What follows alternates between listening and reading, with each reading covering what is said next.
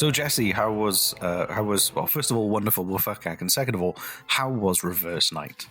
Horrifying in every way. Backwards night, Backwards night, reverse night. Yeah, it was horrifying. Like, I had to burp a lot, so that was, you can just picture how that happened, how that went down.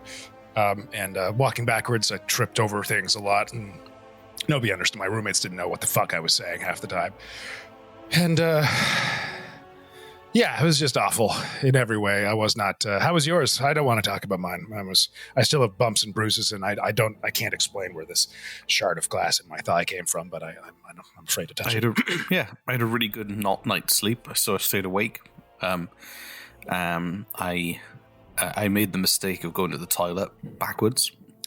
Yeah, that is a mistake. I thought ahead, and I was like, I didn't need to hoover all that back up. Jesus Christ.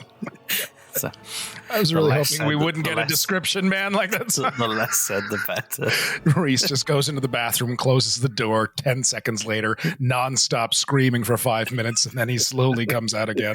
Yeah, the magic of WFUCAC. Anyway, let's. I'm very excited to open day 13. It's always a weird one.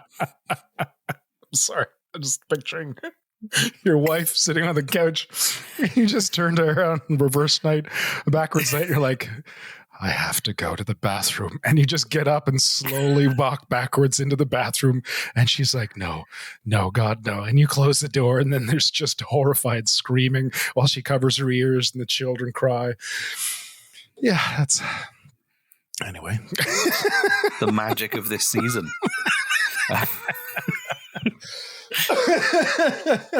Warm memories and happy smiles. So today's door is literally just a cheap motel door. This is the cheap motel door for day 13. Day 13, yeah. Okay. You ready? Yeah, well, I'm ready for cheap motel doors. Let's go.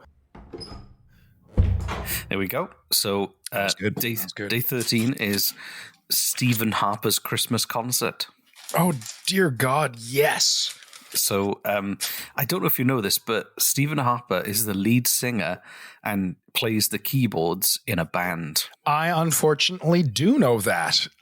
Called the Van Cats, which is a play on the number 24 for 24 Sussex Drive. Yeah, I can't unscrub that from my brain. I can't scrub it from my brain. I can't get rid of it. I can't as much as I want to.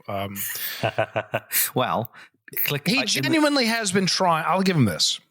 For the years that I've known about his existence, he tries. He tries very, very hard to appear human. He does. He hasn't quite succeeded, but he tries real hard.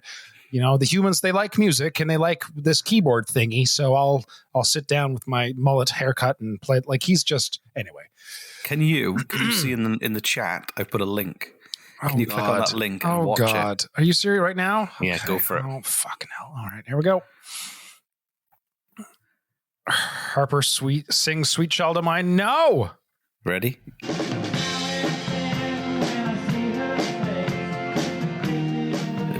He's wearing a black shirt. He's sat down at the keyboard and he's playing. There's a guitarist behind him jumping around. There's a young woman on the drums. The thing is, though, it sounds like they've turned his microphone right down. This is amazing. And then it also cuts to a different song.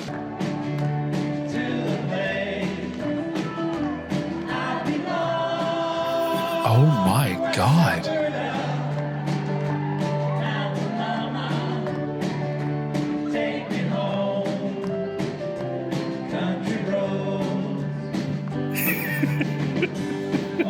Oh my God. I don't know what your reaction is. I'm stunned. I'm fucking stunned. That's so. How'd you rate his performance? So first off, it's a cover band. I didn't know it was a cover band. I honestly thought it was all original stuff. I was kind of hoping it'd be original. No, he's singing singing "Sweet Child of Mine" by Guns N' Roses. Yeah, unbelievable. My first thought is they're 24 Sussex Drive. No, they're called the Van Cats. They're called the Van Cats, but it's based on the 24 Sussex Drive, yes? Yes, yeah. And on the the drum, they had the Van Cats, and then with a time of 2/4, which, if I remember correctly, means I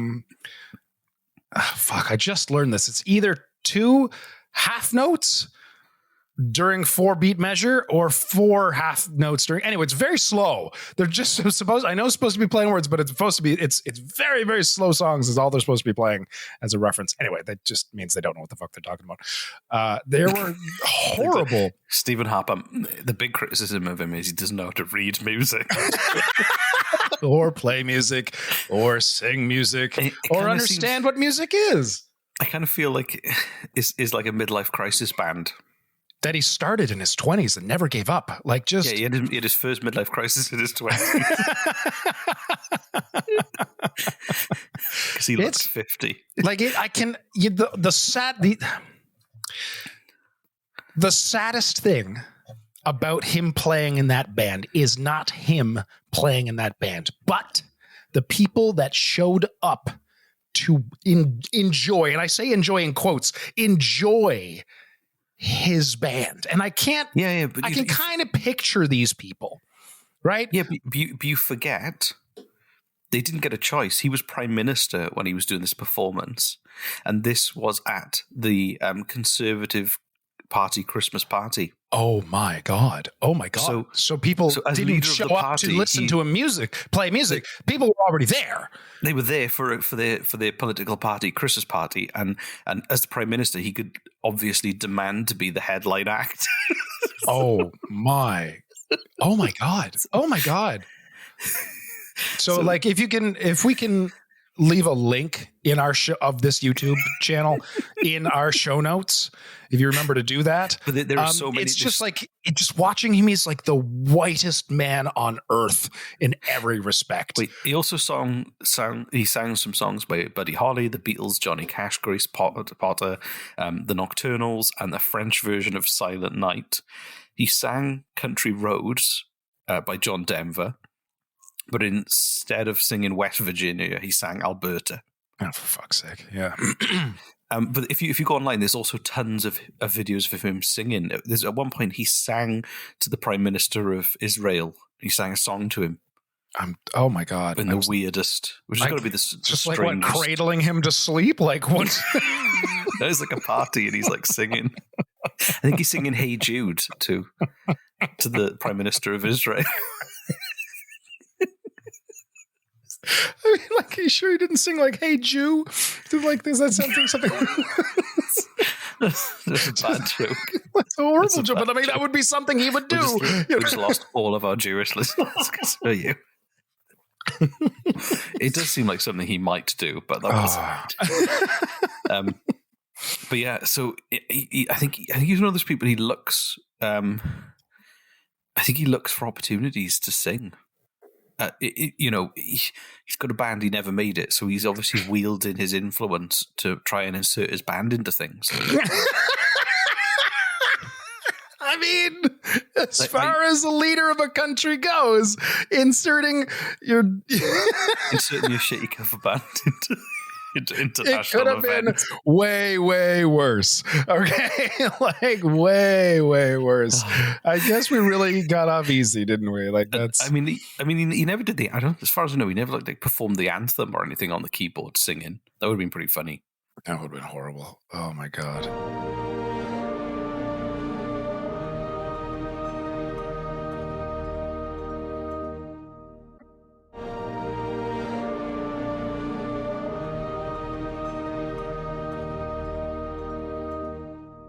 Also, imagine being in that band. You're like, well, this is never going to go very far. They genuinely looked like they were having fun. The other band members, I mean, there was a drummer. This woman as a drummer, and she was looking like she was actually having a time. Like, I'm assuming the drugs were kicking in, but like she was looking like she was actually happy. It was very strange. Imagine being a roadie for them as they tour Canada. Oh my God! Life on the road you're one and only roadie, right? Yeah, just touring with not getting paid. Just using his influence to book stadiums that are empty. I got actually got a good story for you. So when I was 14 or I think it was 14. My dad took me and my friend to Glastonbury, and it was before it was when Glastonbury used to be wild. It was the capacity was like 150,000 people, and I think there was a 250,000 people at the festival. And it was, when was it? It must have been, it was close to the year 2000. And there was a band there called Dogstar. Dogstar? Dogstar, yeah. And I think it's what's his name? The actor everybody loves. There's a lot of those. Keanu Reeves. That is the actor that everybody loves. That's true. Yeah. There's no other answer for that. That's it's just supposed to be the world's nicest man. Yep. And I think so. It was 1999. The Matrix had come out, so he was obviously, and he was then performing as the bassist. Speaking of which, have you seen the Matrix Resurrections trailer? No. Trailers. No. Are you not? Are you a Matrix fan? I am, yeah, but I didn't like the sequels, so I wasn't really that bothered about watching another sequel. I really like the sequels, even though the third one was panned by most people. I enjoyed the third one. Anyway, we're going on a tangent. I'm very excited. I hope they don't fuck it up. But height of success as starring in The Matrix. This was the year The Matrix came out and blew everybody's minds, and then he was playing bass in a terrible band called Dogstar in Glastonbury.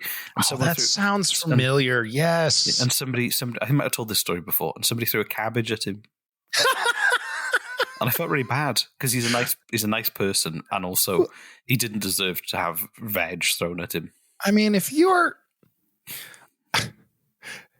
who goes to a concert and prepares by bringing cabbage? It's Glastonbury. People, you'd be surprised what people bring with them. I would be surprised. But all right, let's get our pre-drinks in. Okay, you're dressed. You ready to go to Dogstar? Oh, wait, bring the cabbage. You never know.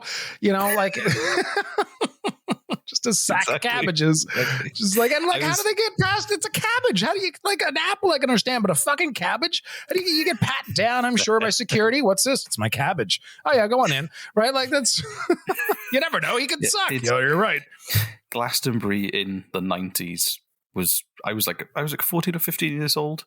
The amount of times I got offered acid was crazy. Jesus. It was there with my dad. So, but obviously it was really uncomfortable. Someone offering you things like that in front of your dad. Hold on, people were offering you acid in front of your father. And I was a kid, yeah. Were they also offering your father? I think it was because that could have been like a nice father-son bonding moment. Yeah, exactly. Just Dad, I smell colors. Exactly. So, anyway, Stephen Harper's band. No, but my point was, I think if you're in the band with Keanu Reeves, you're kind of like this. I'm in a band with Keanu Reeves, so that you're going to get some good gigs, and he's got the resources, the connections to at least help the band go somewhere. But imagine being in a band with Stephen Harper. Fuck. I mean, I would join Stephen Harper's band. Ironically, I would do it because it would be the last band I would want to be in, and I would find that in and of itself hilarious. I would get the job and then be the worst musician I could possibly be. Only when we're live. When we're playing together, when we're jamming, I'll be the best. I'll have it all memorized. I'll have practiced. And then when we're live, I'll miss cues. I'll miss chords. I'll just be like, I'm sorry, man. I don't know what's going on. The acid's kicking in or something. I think it would be so funny. I wonder what they ride as like. What are their demands before they turn up to a gig? Imagine the riders. Sorry, I thought you meant their ride to each. I was just picturing them all the band members in a van. You were thinking riding in a much more literal sense. Well, I was just picturing them all just kind of sitting around the van, staring at each other in complete and total silence for hours until they show up. Just I just imagine they just want a room temperature ham sandwich wrapped in cellophane, some original flavored chips. And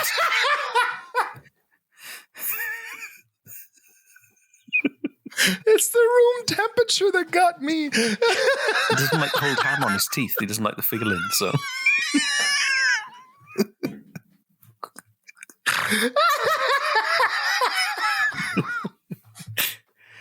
Stephen Harper, Prime Minister of Canada, does not like the feeling of cold ham on his teeth. It's just unnatural. So anyway, I told this is why I couldn't wait to open door 13. 6 glasses of tepid room temperature water, Exactly. room temperature ham sandwich on the whitest bread possible, original flavored chips, and a single shot of Orange Crush. Yeah. with a bendy straw in it. With a shot glass of Orange Crush. And then, Mick Jagger, Mick Jagger runs around a run track. He runs before he does a gig. I did not know that. Yeah. Isn't he 142 right now? Or good on him if you can keep running. That's amazing.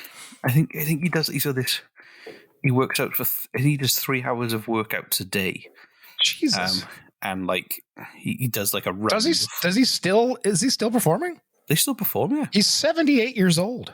Yeah, they still perform. And he still jogs every day. That's amazing. You know what? It's not amazing. It's as I've said every single time I come across an article of someone who's a centenarian, 100 years old, the article always mentions how they're an avid exerciser of some sort, right? So it's it's not a coincidence at all. Anyway. So imagine that Stephen Harper just does 3 star jumps. Like jumping jacks? Yeah. Or is a star jump different where he just jumps in the air and then tries to make the figure of a star and then comes back down with his arms beside I think you just call them jumping jacks in Canada. So. Oh, okay. Just yeah. Anyway, so don't forget tonight is the night of warm smiles. Aww. So everyone has to have a warm smile, or the strongest person in the village is designated as the beater for the night. Right, I remember this from last year. Yeah. And then they come and they get you, and then if you're not smiling, they beat you until your warm smile returns. Exactly.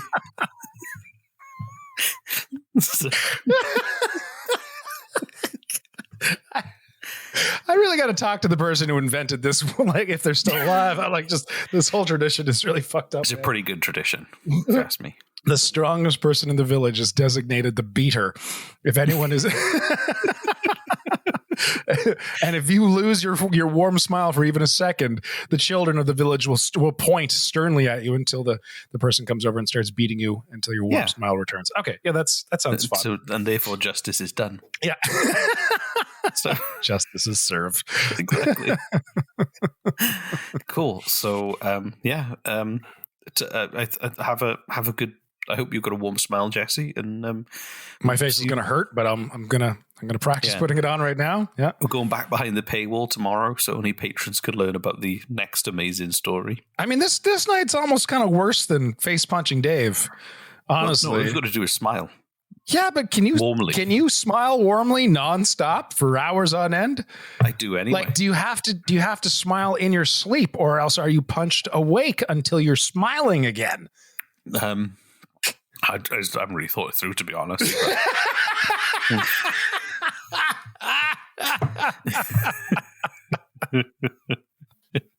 Yeah, let me know how that goes. Well, I'm gonna have taping the corners of my mouth up. Or just wear like a mask. Sure. Yeah, that'll confuse everybody. They'll right? Yeah, that'll work for sure. Yeah, exactly. No one can tell. In the age of COVID, it's hard to maintain. I'll wear a mask that has my face smiling on the mask itself. Yeah, exactly. It's hard. It's hard to maintain, control over the population and enforce warm smiles at a time when everyone has masks on. So, that's why we designate that to the strongest man or woman in the village, exactly, to beat the shit out of someone. That's exactly sounds pretty standard. Yeah, so, cool. All right. Well, wonderful WFUCAC. Wonderful WFUCAC to you and yours. And dear listener, thank you so much for listening.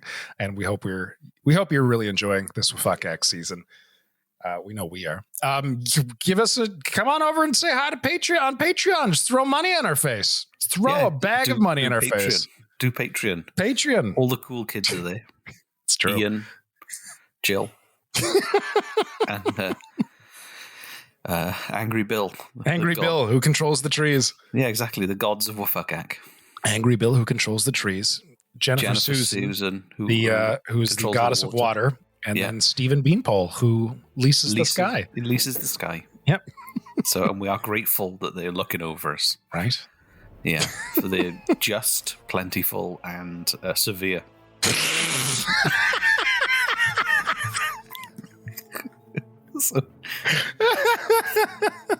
So we'll see you tomorrow. We'll see you tomorrow, everyone. Wonderful Bye. WFUCAC!